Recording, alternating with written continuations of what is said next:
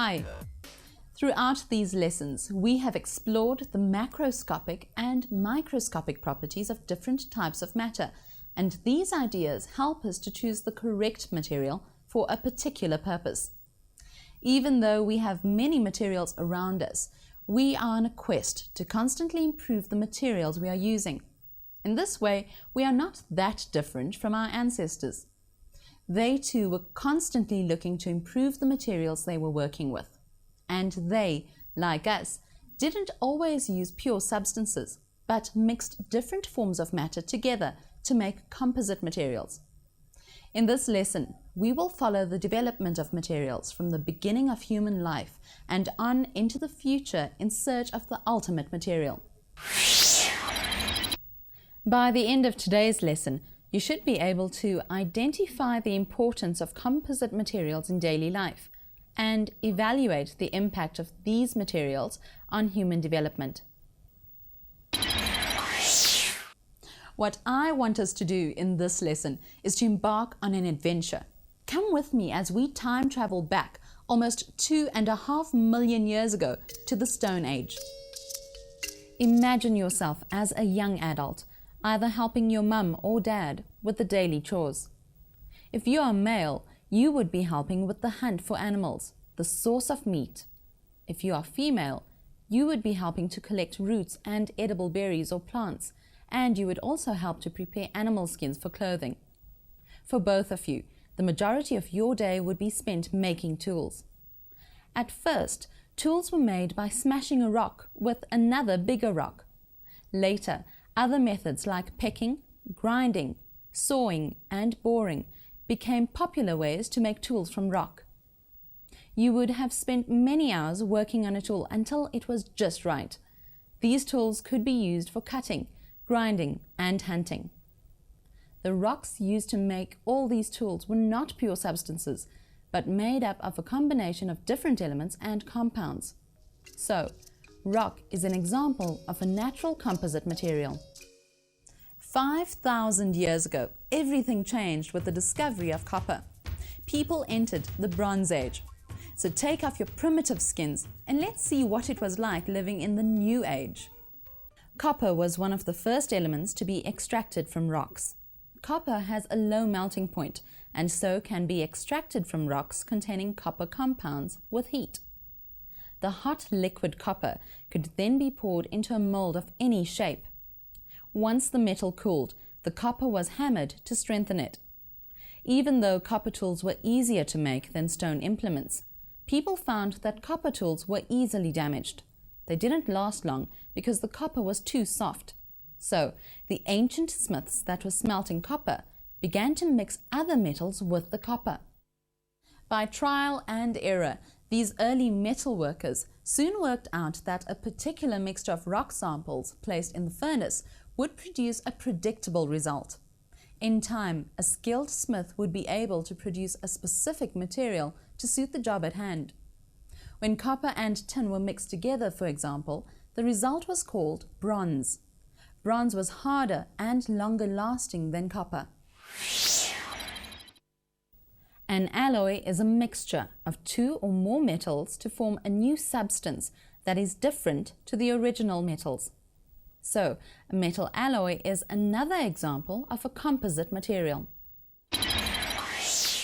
Today, we recognize that bronze was the first alloy developed. With this discovery, life became more sophisticated. Many more tools could be made. Clothes were more refined and jewelry was worn. Swords were hammered out along with other fighting gear, and warfare became a serious business. The discovery of iron 3,500 years ago brought with it the Iron Age. Iron was far harder than copper, and by adding a small amount of carbon to the iron, a strong alloy called steel was discovered. Ladies, you would now have a range of kitchen implements to make cooking easier. With the making of strong, sharp needles, your dress would be refined, and you would have jewelry in your hair and around your neck. Gentlemen, you would have stronger, bigger, sharper swords and daggers.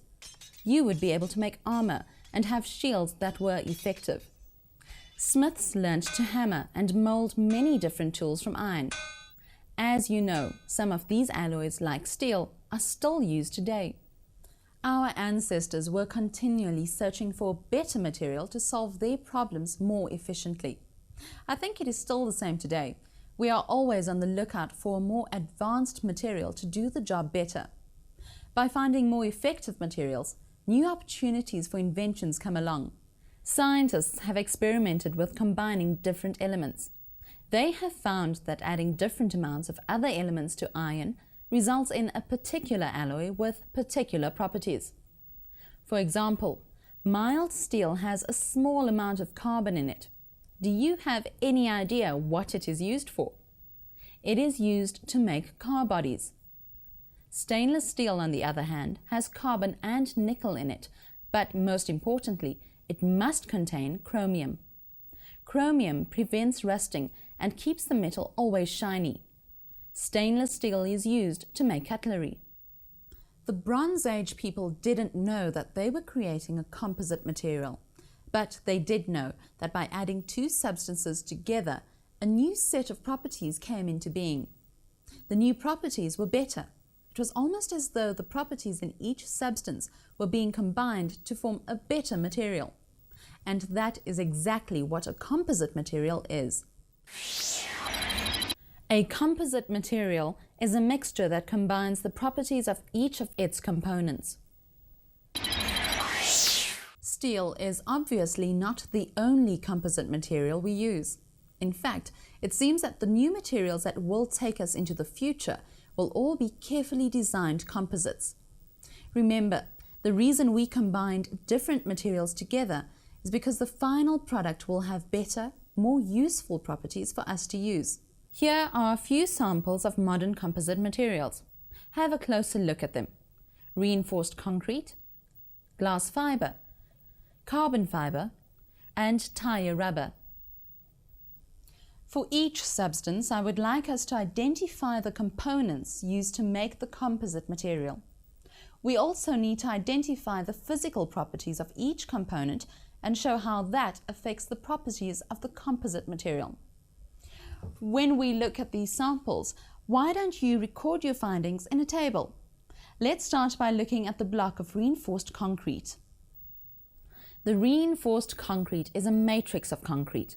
The concrete is made up of gravel, sand, and cement mixed together. Running through the concrete, we can see steel rods. Under our component column, we can write concrete and steel rods. Let's investigate the properties. Steel is stronger than concrete, but it is also much heavier. The steel rods provide extra strength. The concrete reduces the mass, making it lighter. Concrete on its own is quite brittle and doesn't bend. Steel rods can bend. So, the combination of steel and concrete makes a strong, flexible, and low-mass material. Glass fiber is another interesting material. It is widely used for boats, lightweight vehicles, and swimming pools. These fibers are made of glass. They are flexible and almost look like thick cotton. A plastic resin is added to these fibers to make hard fiberglass. This composite material is stronger than plastic and more flexible than glass. Next up is the carbon fiber. It has great application in the sporting world. Sports gear such as golf clubs, tennis rackets, and bicycles that are made of carbon fiber are extremely expensive. What properties do you think carbon fiber must have so that sports equipment is made from it? Of course, it must be strong and light. The carbon strands or fibers are woven into heat-resistant fabrics or bonded with plastic. This mixture of components results in a product that is stronger than steel but very light and rigid. Plus, carbon fiber can withstand a great deal of pressure too. I hope you've been filling in the table as we've been going along. See if you can figure out the components and properties of tire rubber. Here's how we do it. First, identify the components of the composite. Now, think about the properties that each component has. How do these properties enhance the final product? Can you see that all the composite materials are useful because the properties of each component have been combined? There is another ancient composite material that has become so useful and so advanced that it literally takes us into space: ceramics. Ceramics is a word we use to describe pottery, porcelain, and brick. People began firing clay about the same time that they discovered copper. Did you know that glass is also a ceramic? Glass is made from sand containing silicon dioxide, bits of crushed glass and limestone, and sodium carbonate. These substances are heated in a furnace until they form a liquid. This liquid is poured into molds and then cooled. The result is beautiful glass containers of different shapes and colors. For your task today, I want you to write a report to evaluate the impact of glass and pottery on society. Here are some questions you may want to answer in your report. How many things are there made from glass and pottery in or around your home? What are each of these items used for? Do you think that any of these items would have been found in your grandparents' home when they were growing up? Are there any items that you could live without? Now, glass and pottery are not the only composite materials containing silicon. The most advanced use of silicon in our modern world is in electronics. The silicon chip has changed our world, and it should come as no big surprise that it is a composite material.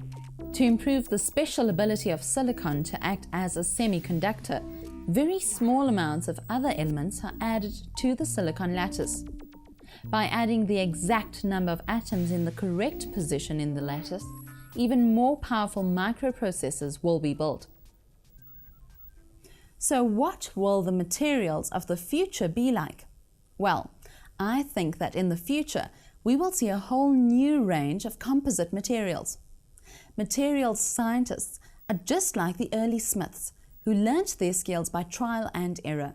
In the future, they could even start at a microscopic level and build new materials by placing every single atom from different elements in its correct place in a lattice to make a material that will do exactly what we want it to do. Until then, the quest for the ultimate material goes on, and I hope that a few of you will be a part of it.